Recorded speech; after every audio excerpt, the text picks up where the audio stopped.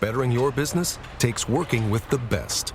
With the James Hardie Alliance, you gain access to leads, training, networking, and support from the #1 brand of siding in North America. Achieve new levels of success by joining the James Hardie Alliance today. Whatever business you're in, growth isn't just about getting bigger. At ADP, we believe it's about getting stronger by turning data into insights so you can build teams that work as teams. By using our AI technology to help catch payroll errors before they're errors. And by keeping ahead of thousands of changing regulations so you can keep ahead of everything else. ADP helps businesses like yours grow stronger every day. ADP, HR, talent, time, and payroll. Theater.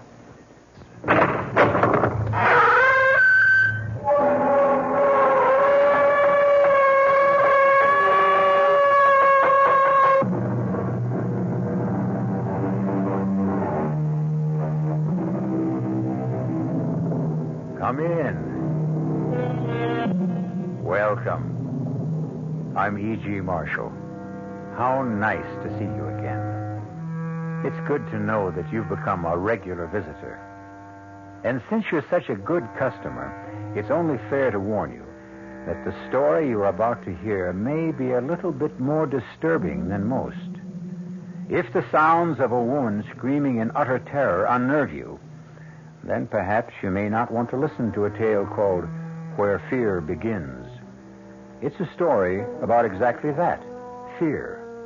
But perhaps the best way to find out is to hear what happens to Amanda Shepard on a dark night when moonlight streams through her window, but not just moonlight. Our mystery drama, Where Fear Begins, was written especially for the Mystery Theater by Henry Slessor and stars Kim Hunter.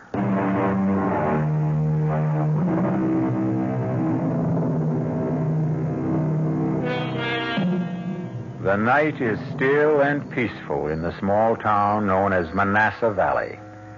Most nights are peaceful here. And one person who enjoys that stillness is Miss Amanda Shepard. The big city is only 50 miles away, but for Amanda, it might as well be 50,000. But there are many ways to shorten distances.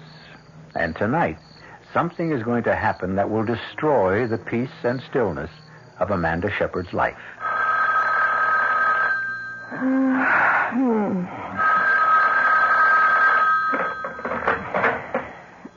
Yes. Hello. Amanda, is that you? Yes. Who's this? It's Vera. Vera? Oh, for heaven's sake, what's the matter with you? Don't you know what time it is? Amanda, I need help. You've got to help me. What are you talking about? Where are you? Amanda, I'm scared. I don't know what to do. I'm so frightened. You've got to help me. Listen, are you drunk? You've got to come out here. You've got to stay with me. Vera, will you please make some sense? It's 2:00 in the morning. I'm 50 miles away. Well, then come. Tomorrow, come. Oh, please. Please come as soon as you can. Oh, for heaven's sake, Vera, I've got a class to teach tomorrow. Come to think of it, it's even worse than that. I have a faculty meeting. Amanda, don't you understand? I need you. Don't make me explain. Just come. All right. Look, I can't promise when I'll be there exactly. Where are you staying?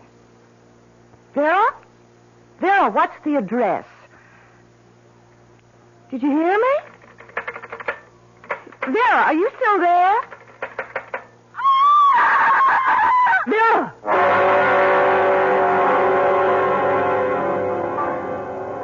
Excuse me. Yes, ma'am. What can I get you? Nothing, thanks. I was looking for the manager. So are his creditors. Well, maybe you can help me. Have you worked here long? Truth is, I don't work here now. I'm what you might call a guest bartender. Oh, I see. Tell me anyway. Well, I'm trying to find someone. I know she no longer works here. She told me she quit her job about 2 months ago, but it's the last bit of information I have about her. Now, who is her exactly? Her name is Vera Shepard. Do you know her by any chance? Nope, I can't say I do. Well, she called me last night and sounded as if she was in trouble. I'm almost tempted to call the police, but knowing Vera could just be some of her melodramatics. Well, thank you anyway. It's okay. Hey, wait a minute. Yes? This Vera Shepard, is she blonde, pretty, about your height? Yes. There's a girl I met in an encounter group last month. Her last name was Shepard, but her first name was Roxanne. Roxanne? Well, that could be her. She always hated the name Vera. She was always threatening to change it. Look, have you any idea where she might be living? Sure. She lives with me. What? In the same rooming house. Upstairs. In indescribable squalor, I might add. What's a nice lady like you doing with a friend like Roxy? She's my sister. Ouch. Well, excuse me. I think I'll go see if I can pry my foot out of my mouth. Wait a minute. Where's this squalid rooming house of yours? Number 9 Hudson Street, near the river. If you see a bum sleeping in the doorway, that's the place. Hey, you weren't thinking of going there now. Of course. It's not a good idea. Now, you can't go into a neighborhood like that looking the way you do. What's wrong with the way I look? Wait a minute.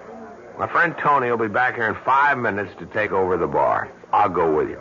Look, I'm sure I can find it alone. There's some pretty bad customers around there.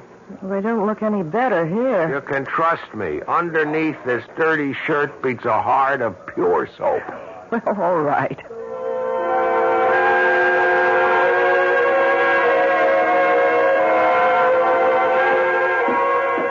Careful of those stairs. They're in bad shape. How can people live in a place like this? Nobody lives here. We exist on another plane. Our bodies may wallow in filth, but our souls live in penthouses. Is that what you learned in your encounter group?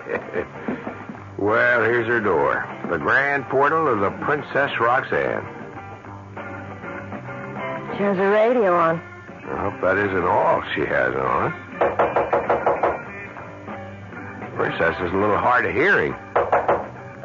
She must be home. Let me try. Vera? Vera, are you in there? Might be asleep or stoned. Maybe she just went out and left the radio on. Look, I'm terribly worried about her.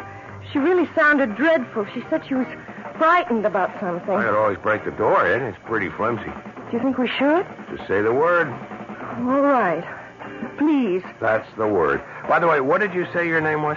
Amanda Shepard. My name is Kurt Davies. Pleased to meet you. There. That was easy. Come on in. Ooh, what an awful place. I told you, indescribable squalor. A beggar must be in here. Vera? Vera, it's me. It's Amanda. Oh, my... Vera! Oh, my God! What is it? Is she sick? Look at her. Look at her eyes. Easy, take it easy. I don't think she's breathing. She's dead. Oh, my God, my poor sister is dead.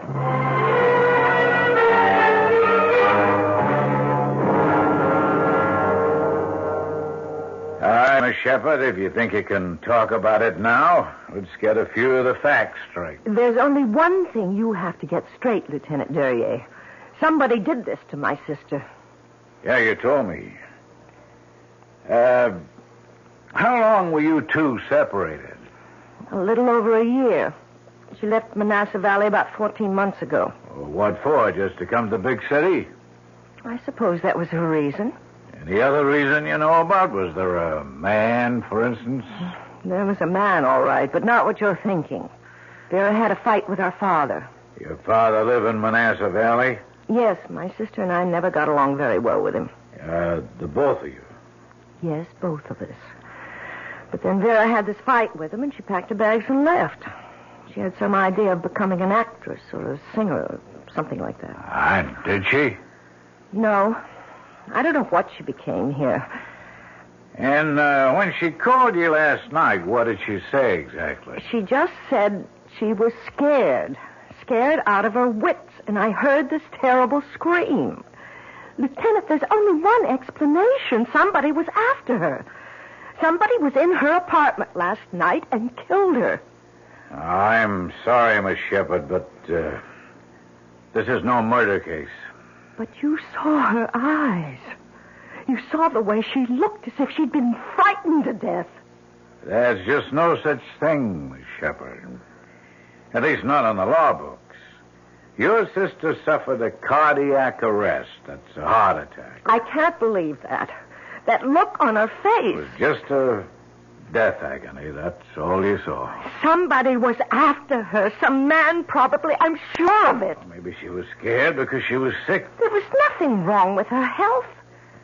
Look, the medical examiner knows his business, miss. Of course, if you want to insist on an autopsy, that's your privilege. An autopsy? That means cutting her open. That's what it means. And if it proved you were wrong? That she didn't die of natural causes? Oh, we'd be the first to admit it. All right, then. I want an autopsy. Look, I'm sure that something horrible happened to Vera. Okay, whatever you say, Miss Shepard. I'll be in touch with you. Oh, where will you be staying? I'll be staying right here.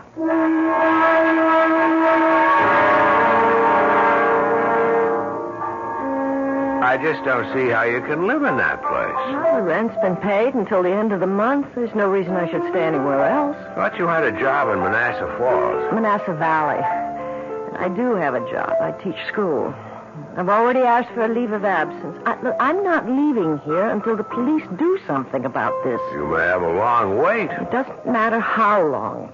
I know something happened to my sister, and nobody seems to care. Listen, I'll be taking care of the bar for another couple of hours. Why don't I meet you later for a drink or something? No, I have to get home. I have to call my father, and I have to get some sleep. I'm so dreadfully tired. Okay, but if you need a friend, remember, I live one floor away. Yes, I'll remember.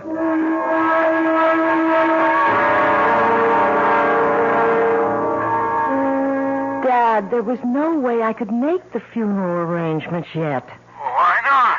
Because the police are performing an autopsy on Vera's body to determine the exact cause of death. What?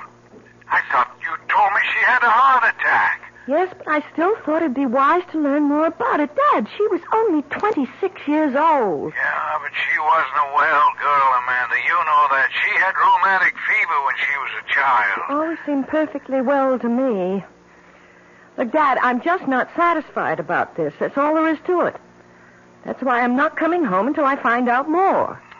You're a stubborn woman, Amanda. You're just as stubborn as your mother was. All right, Dad. I'll try to speak to you again tomorrow. What's the hurry? You haven't talked 3 minutes with yet. I'm exhausted. I've got to get some sleep.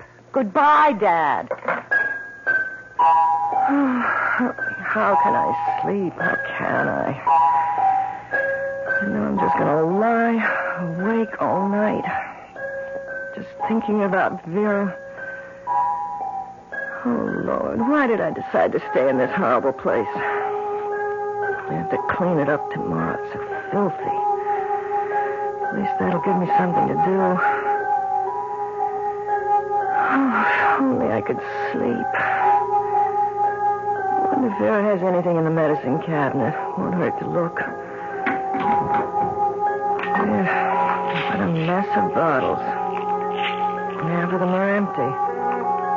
What's this one? Aspirin. Oh, wait a minute. This one's marked. For sleep, thank God. It's the only way I'll get to close my eyes tonight.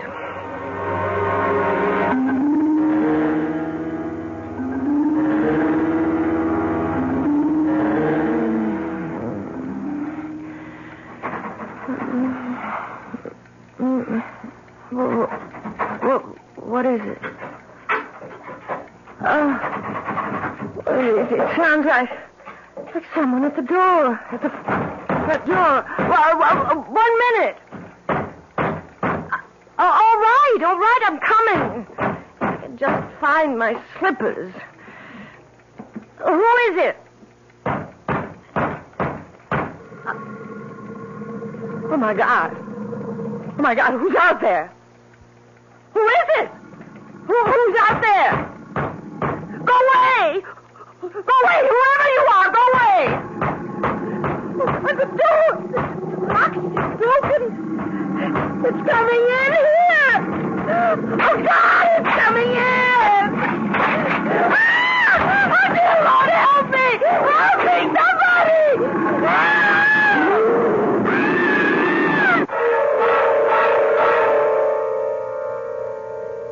Well, now that's what I would call an unexpected visitor. Of course, there are neighborhoods in every large city that have their share of gorillas, but they're customarily of the human variety. How did this specimen get to Amanda Shepard's apartment?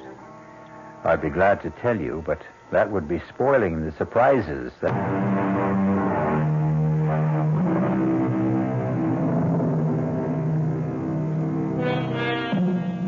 And now, here's the second act of Where Fear Begins. Well, it appears that no harm has come to our friend Amanda Shepard, unless you call a good case of hysteria harm. But now there's another visitor to the apartment, Kurt Davies, who quickly raced up the stairs when he heard her cries for help. I saw it. I saw it. So help me. I saw a gorilla, an ape. I don't know what you call it. Sure you saw it, Amanda, but in a dream. I know the difference between a dream and reality. It was a real gorilla. It broke the door in. No, honey. I'm the one who busted in the door, remember?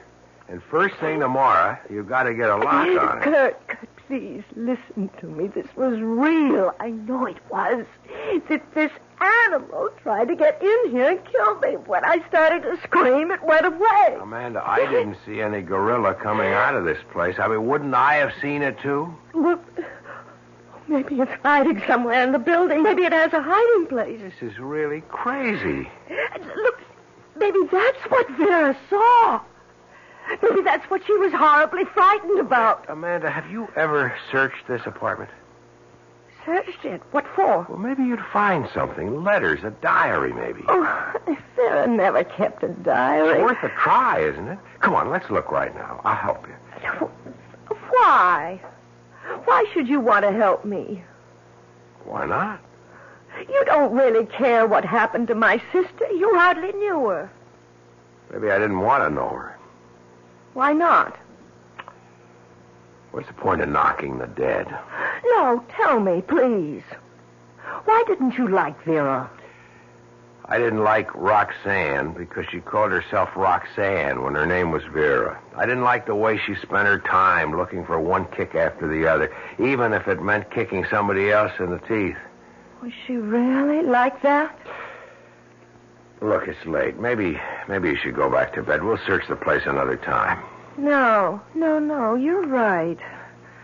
You know, I should have done this before. Yeah, I remember seeing something in the bedroom, as a matter of fact. See what? It looked like an address book. Wait, I'll get it. Maybe it is a diary. A record of all the kicks she got out of life. No, it's an address book. There aren't too many names in it. Let me see if I'm in it. No, guess I didn't make that much of an impression. Do you recognize anybody's name? Let's see. There's Tony's. That's the place where I work. I thought you were only a guest bartender. That's only temporary. Till my rich uncle in Argentina dies. That is, if I have a rich uncle. Wait a minute. What'd you find? Are you sure your sister was healthy? Well, my father doesn't agree, but I think she was, yes. I mean healthy in the head. Ever occur to you that the call she made to you that night was just, well, that she might have been wigging out? Oh, no. Look, I'm sure Vera wasn't crazy. Well, the reason I ask is she has Dr. Swaley's number in her book. Who? Dr. Raymond Swaley. I've heard of him. What kind of a doctor is he? I suppose you could call him a shrink, but I think he calls himself a psychologist. If your sister Vera was all that together, would she be seeing someone like that? I don't know. How would you like me to see Dr. Swaley and ask him?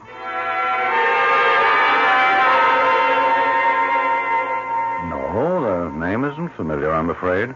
But I won't trust my memory. I have a book that my secretary keeps for me. She might have called herself Roxanne Shepard. Very neat alphabetical book. Miss Riegelman tends to be a little compulsive about her record keeping. I'll have to explore her subconscious one of these days. No, there's no one of that name who was my patient. Maybe you knew her personally. Oh, I'm quite sure I didn't. Yeah, but your name was in her address book. She might have heard about me. You mean she might have taken down your name but never called you? That's possible, isn't it? I guess so. How old did you say the girl was? 26. Pity. And the cause of death? They called it cardiac arrest, but her sister doesn't believe it. She insisted that an autopsy be performed. Was it? Yes?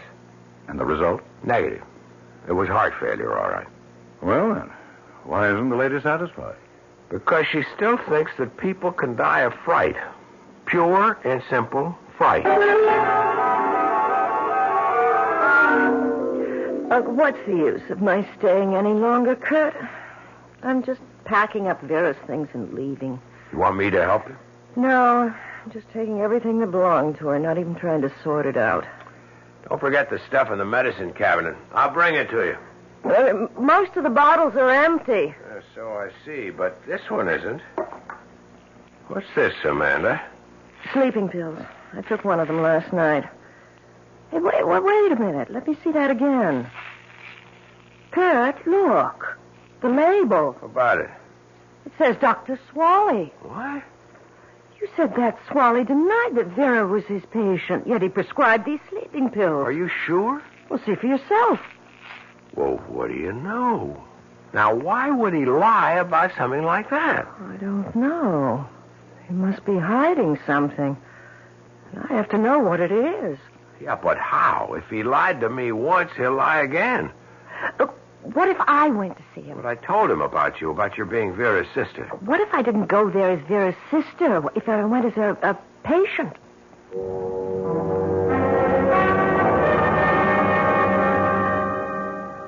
I'm so miserable all the time, Doctor. So depressed and nervous.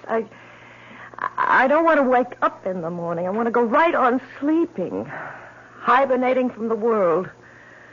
Do you think you can help me? Well, that all depends.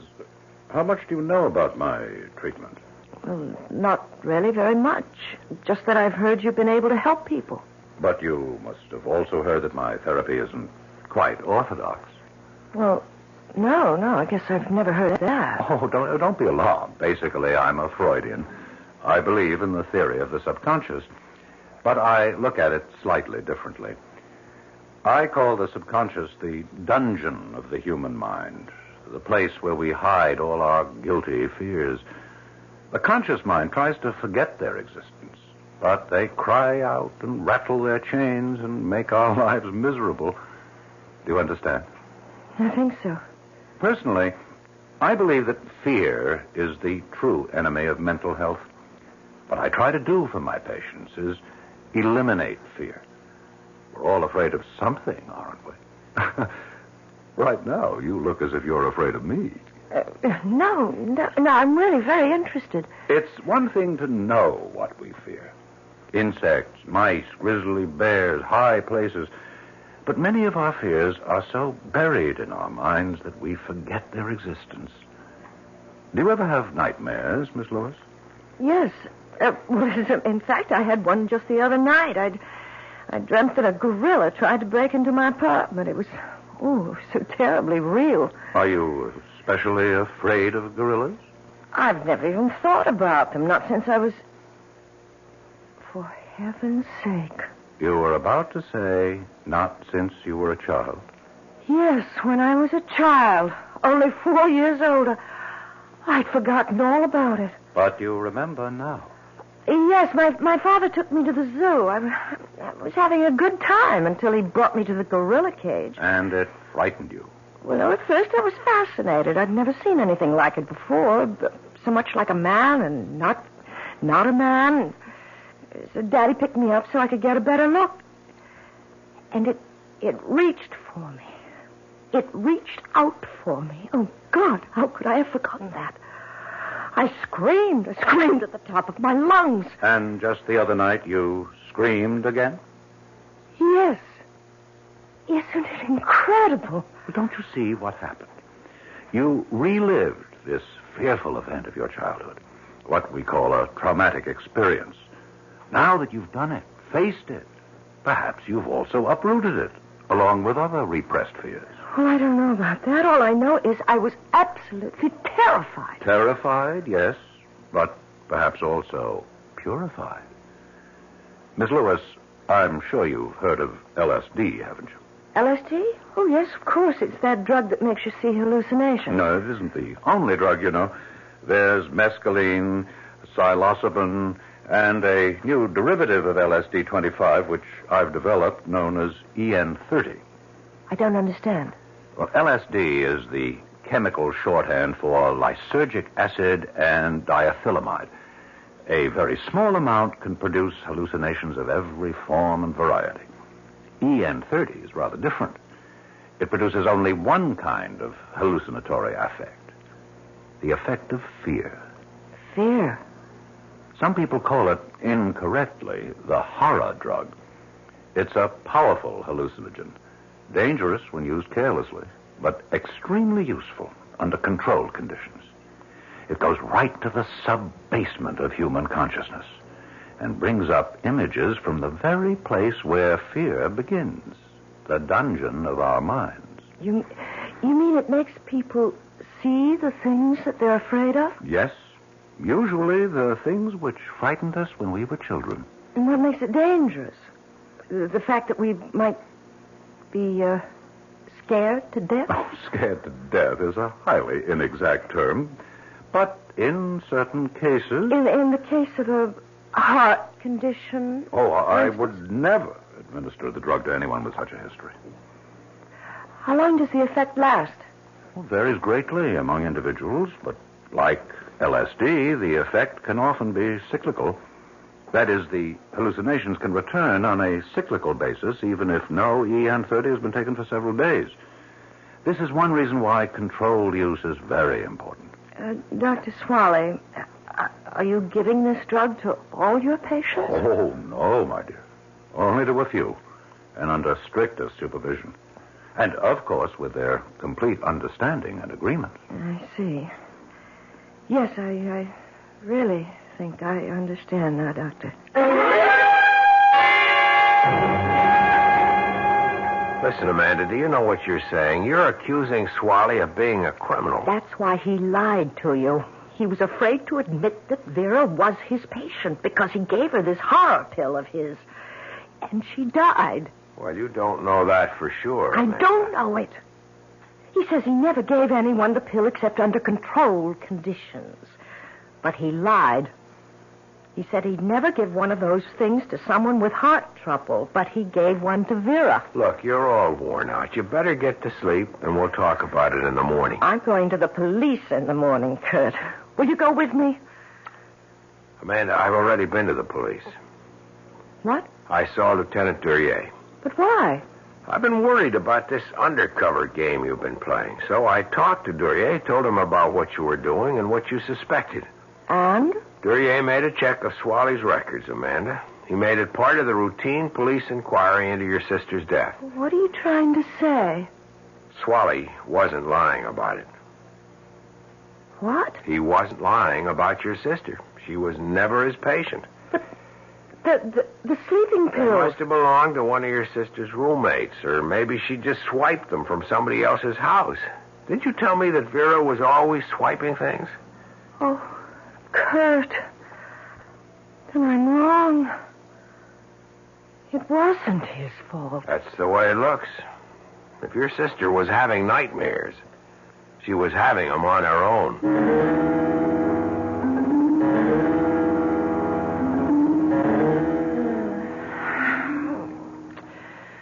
Oh, it's so warm in here. It's too warm to sleep. I've got to open that window or I'll suffocate. It's so hard to open. Oh, there. Whew, that should help a little. What was that? Oh, good Lord. Oh, good Lord, something flew in here. It's right in my room. Ah! It's not a bird, it's a bat. It's trying to get in my hair. Ah! It's in my hair. So I'm tangled up in my hair. Ah!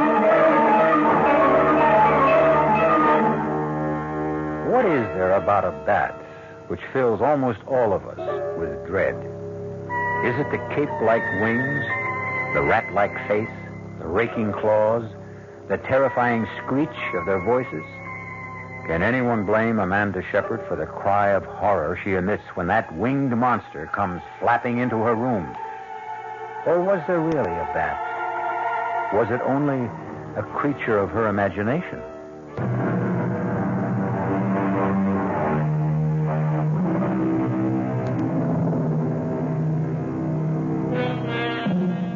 Amanda Shepard has had another nightmare. A dream so vivid that she lies in her bed this morning in a state of shock, still unable to believe that the bat which flew into her room the night before isn't still entangled in her hair. It may have been the heat, Amanda. This building is a real hot box when the weather turns warm. Yes. I don't know. Maybe that's all it was. Maybe I had some kind of a heat stroke. If you ask me, you ought to get out of this apartment right now. Maybe that's another reason you have bad dreams. This place is depressing you. Yes, you're right. There's no point in my staying here anymore. The police have proved that, haven't they? You just have to accept the truth. Your sister died because she died. And I guess that means I should go back. Doesn't mean you have to go back to Manassas Valley. Listen, have you ever thought of teaching right here in the city? We've got an awful lot of kids here who No, Kurt. No, it's time for me to go home.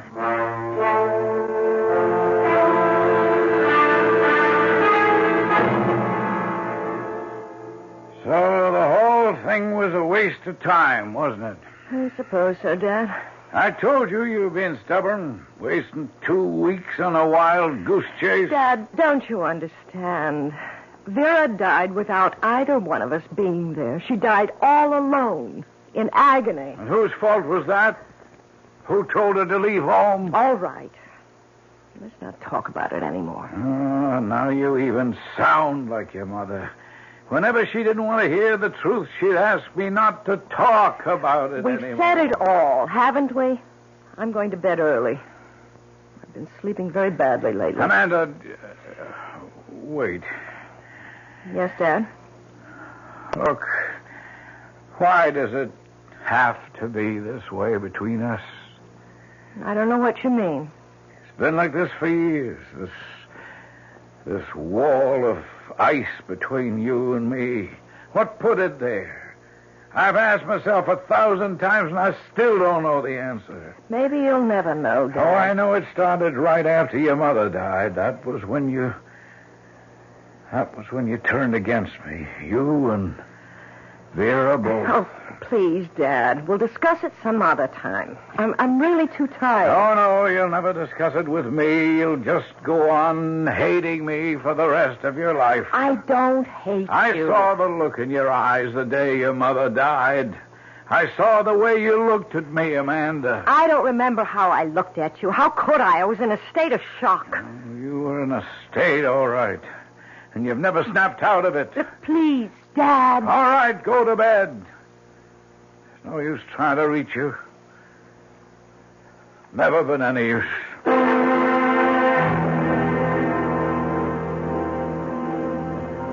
Hi, handsome. Hey, this is turning into a permanent job for you, isn't it? I guess I'm just a natural-born bartender, that's all. What can I get you tonight? Well, how about a Manhattan? Did you learn how to make one of those? I'll give it a try. Hey, how's your blonde friend these days? Which one? I know a half a dozen blondes. You know the one I mean. The one who looks like a school teacher.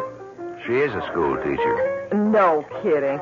And where is she now? Going back to teaching school, I guess. Hey, you really liked her, didn't you? That's what I heard around. I liked her. But she's strictly a small-town girl. Is it true that she was Roxy's sister? That's right. It's hard to believe, isn't it? That Roxy Shepard would have a sister like that. Hey, did you know that I was her last roommate? What? That's right. I paid half the rent on that filthy pad of hers. I couldn't stand it more than 1 week. She was stoned all the time, you know. Yeah, I figured she hit the stuff pretty hard. That girl would take anything, as long as there was a kick in it. She even went to some doctor just to get some kind of pill he was handing out. What'd you say? She heard about some nutty kind of LSD that a shrink was using on his patient. She told me she was going to see him and get some... Hold it a second. Do you know the shrink's name?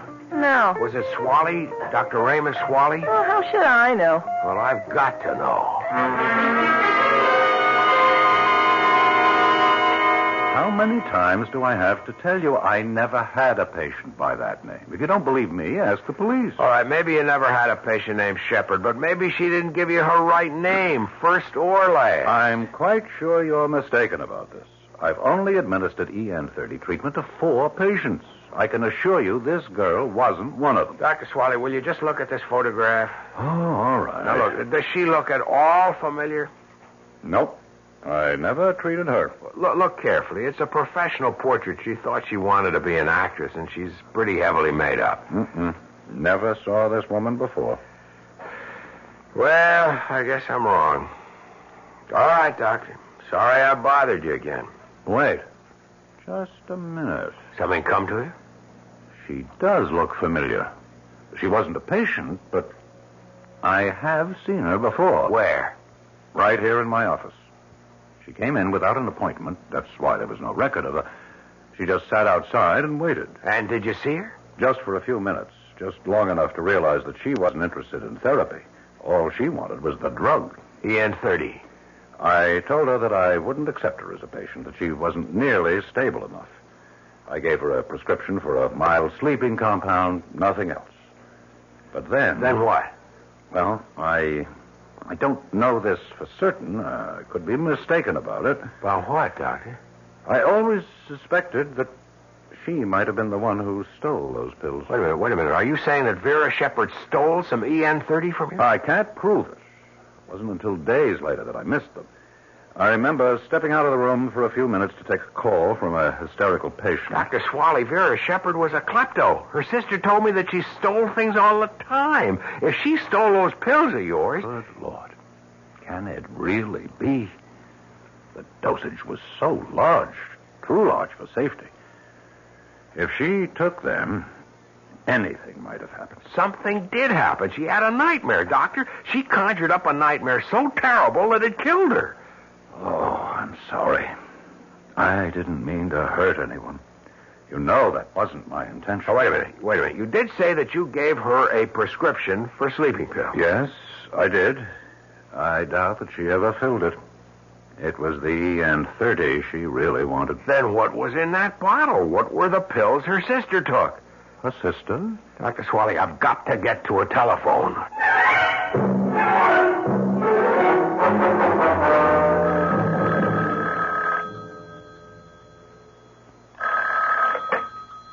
Hello? Hello, is Amanda Shepard there? Oh, yes, she's here, but she's asleep right now. Who is this? Is this Mr. Shepard? Oh, that's right. Can I take a message? Mr. Shepard, you don't know me. I met your daughter in the city, but it's very important that I speak to her right away. Well, I'm sorry, but I told you she's fast asleep. Would you know if she's taken anything to help her sleep?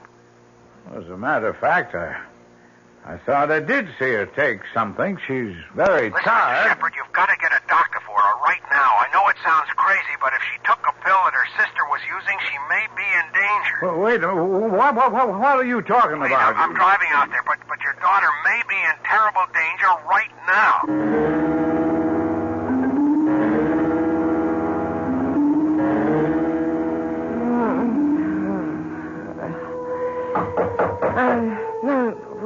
Who is it? Who's there? It's your father, Amanda. Let me in. Dad? The door's open. I can't open it, Amanda. You'll have to open it for me. Oh, all right. You see why I couldn't open the door, Amanda. I have your mother. I have to hold your mother. Oh, she's bleeding. She's covered with blood. Wonder, Amanda. I said I would kill her one day, and now I've done it. I've killed your mother.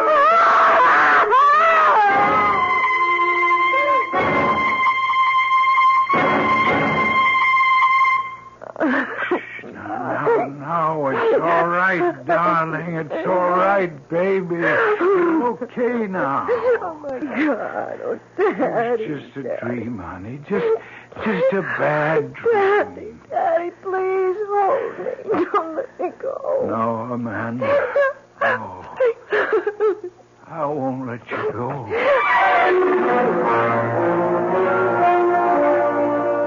That's what Dr. Swally told me himself, Amanda. He's discontinuing the use of EN-30. Says it's far too dangerous to take any more chances with. Frankly, I think he's right.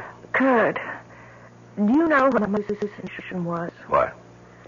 I saw my father walking into the bedroom, carrying my mother's dead body. Ouch, that must have been pretty grim. Well, the strange part is, it reminded me of something. Something I'd forgotten a long time ago. What was that? When I was a little girl, I used to hear my father and mother arguing downstairs. Fighting with each other night after night. Well, I was so afraid. Well, it's understandable. But do you know what I was afraid of? I was afraid that my father was going to kill my mother. That's an awful thought. Well, it wasn't true, of course, but it was a fear that stayed with me all this time. But now I feel as if I can get rid of it. Kurt, I know it sounds crazy, but wouldn't it be something if it turns out that Dr. Swally had the right idea?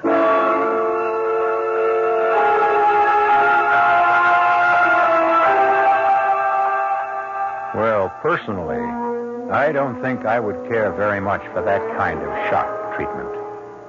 In fact, I think I'd rather have my neurosis and gorillas, bats, and so forth in my house. But to each his own, huh? Our cast included Kim Hunter, Mason Adams, Alan Hewitt, Ian Martin, and Phoebe Doran. The entire production was under the direction of Hyman Brown.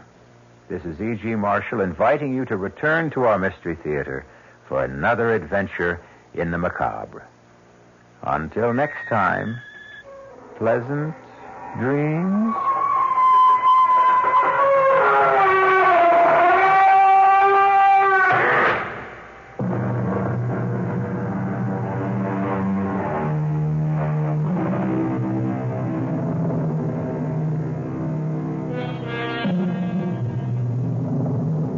Don't let stress wear you down. End the year feeling great at Planet Fitness with our big end-of-year sale. Join for just $1 down, $10 a month, cancel anytime now through December 31st. And end the year on the right or left foot with tons of variety and space in our squeaky clean and spacious clubs. And use the crowd meter in our app to pick the best time to visit. Join for just $1 down, $10 a month, cancel anytime. In club, online, or on our app. Deal ends December 31st. Join now at your local club or online at planetfitness.com. Hurry, deal ends Friday, December 31st. See club for details.